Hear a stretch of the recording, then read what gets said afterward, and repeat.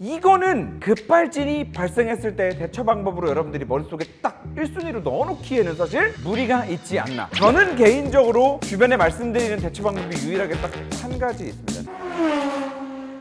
여러분 안녕하세요. 불키백과 윤선호입니다. 오늘은 조금은 예민할 수 있는 주제를 가지고 왔습니다. 바로 급발진입니다. 최근에 전기차가 많이 보급될수록 점점 더 이 급발진에 관련된 내용들을 우리가 뉴스에서 많이 접하고 사고가 나는 그런 좀 끔찍한 장면들도 많이 목격을 하게 되는데, 과거의 급발진과 현재의 급발진은 좀 어떻게 다른지, 그리고 급발진에 대해서 대처해야 되는 거는 어떻게 좀 달라지고 있는지에 대해서 오늘 좀 설명을 드려보도록 하겠습니다. 자, 시작해볼까요? 자, 우선 급발진이 일어났을 때 우리가 어떻게 대처를 해야 하는가를 얘기하기 이전에 급발진이 무엇인가에 대해서부터 간단하게 좀 얘기를 하고 넘어가야 될 것 같은데, 내 의지와는 상관없이 내가 페달을 밟지 않았는데 차가 혼자서 앞으로 급발진해 나가는 걸 우리가 자동차 급발진이라고 합니다. 그런 상황이 발생했을 때 우리가 어떻게 대처를 해야 하느냐에 대한 대비책도 지금 현재의 기준에 맞게 좀 바뀌어야 된다라고 생각을 하는데, 지금까지 내연기관차, 엔진이 들어간 차 때 흔히 알려져 있던 급발진 대처 요령에 대해서 좀 하나씩 짚어보도록 할게요.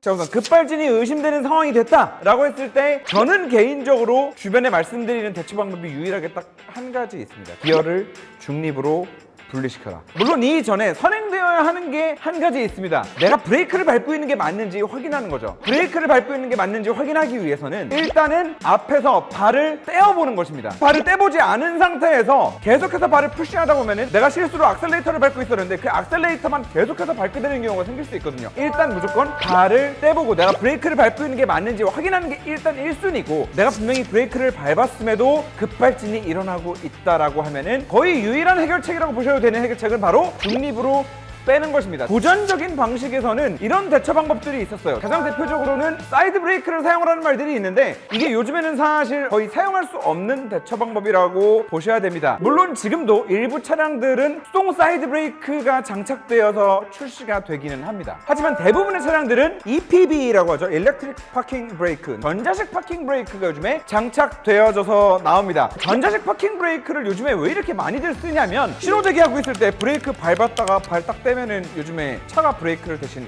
잡아주고 있죠. 그게 실제로 우리가 달리다가 쭉 쓸 때 사용하는 그 브레이크를 잡아주는 게 아니라 순간적으로 파킹 브레이크가 작동을 하는 거예요. 뒷바퀴에서 이렇게 잡아주는 겁니다. 그렇기 때문에 이 오토 홀드가 들어가기 위해서라도 전자식 주차 브레이크가 들어갈 수밖에 없다는 거죠. 그래서 점점 더 많은 차량들의 전자식 파킹 브레이크가 들어가는데, 내가 막 운전하고 달리다가 버튼을 잘못 빨딱 눌릴 수도 있잖아요. 이때를 대비해서 차가 달리고 있을 때는 작동이 안 되게끔 페일세이프가 작동을 한다는 거예요. 그렇기 때문에 이거는 급발진이 발생했을 때 대처 방법으로 여러분들이 머릿속에 딱 1순위로 넣어놓기에는 사실 무리가 있지 않나. 그리고 방금 말씀드린 거랑 비슷한 맥락에서 브레이크를 꽉 밟은 상태에서 기어를 그냥 파킹에 넣으면 된다라는 이런 얘기도 있던데, 우리가 예전에 사용하는 이제 와이어로 이제 아래 기어 박스를 진짜 이렇게 와이어로 당기는 그 기어 노브 같은 경우에는 발로 브레이크를 밟기만 하면 여기 락이 풀렸어요. 그래서 달리던 도중에도 파킹에 넣으면 들어갔어요. 그래서 옛날에는 이것도 뭐 맞는 말일지 모르겠으나 요즘 또 마찬가지로 대부분 기어 노브를 전자식을 사용을 하죠. 전자식 기어 노브 같은 경우에는 속도가 완전히 다 줄지 않고서는 파킹이 눌리지 않습니다. 그냥 급발진이 의심된다라고 하면은 발을 일단 떼보고 무조건 기어를 중립으로 바꾸세요. 진짜 거의 뭐 유일한 급발진 대처 방법이다 라고도 말씀드릴 수 있을 정도로 중립으로 빼는 게 가장 중요합니다.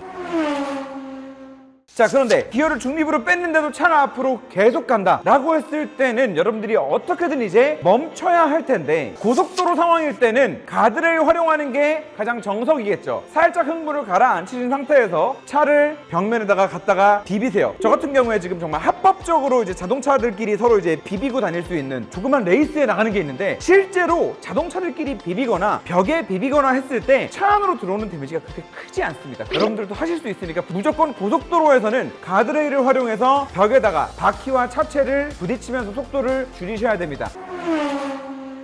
자, 여러분 오늘 좀 예민할 수 있는 급발진 얘기를 해봤는데요. 사실 급발진이 일어났을 때 어떻게 대처를 해야 된다 보다도 이왕이면은 일어나지 않는 게 가장 좋겠죠. 내연기관 차량들 같은 경우에는 제때 엔진오일 갈아주고, 노후된 차량들 같은 경우에는 엔진에 문제 없는지, RPM이 수시로 좀 훅훅훅 움직이지는 않는지 항상 예방정비하는 습관을 들이자. 자, 그리고 전기차로 넘어와서는 저는 이 말씀을 좀 꼭 드리고 싶어요. 요즘 전기차 타시는 분들은 이제 자동차에서 옵션으로 제공하는 원페달 드라이빙을 급발진을 굉장히 많이들 사용하십니다. 수십 년 동안 운전하면서 멈추는 행위를 밟는 걸로 몸이 기억하고 있는 상태에서 갑작스러운 상황이 발생했을 때 그거를 딱 캐치해가지고 내 행동으로 이어서 옮긴다? 라는 거는 사실 굉장히 어려운 일일 수 있습니다. 그렇기 때문에 저는 원페달 드라이빙을 사용하는 것 또한 여러분들께서 좀 신중하게 판단하셔야 될 문제다 라고 말씀을 드리고 싶습니다. 자, 오늘은 제 개인적으로 생각했을 때 급발진과 관련된 대처 방법들 그리고 예방법들 말씀을 드렸는데, 여러분들도 급발진 예방법, 대처법, 좋은 방법 알고 계신다고 하면 댓글로 많이 공유해 주시면 감사하겠습니다. 오늘도 불수원과 함께 즐거운 러브마이카 하시길 바라겠습니다. 다음 편에 또 뵙겠습니다.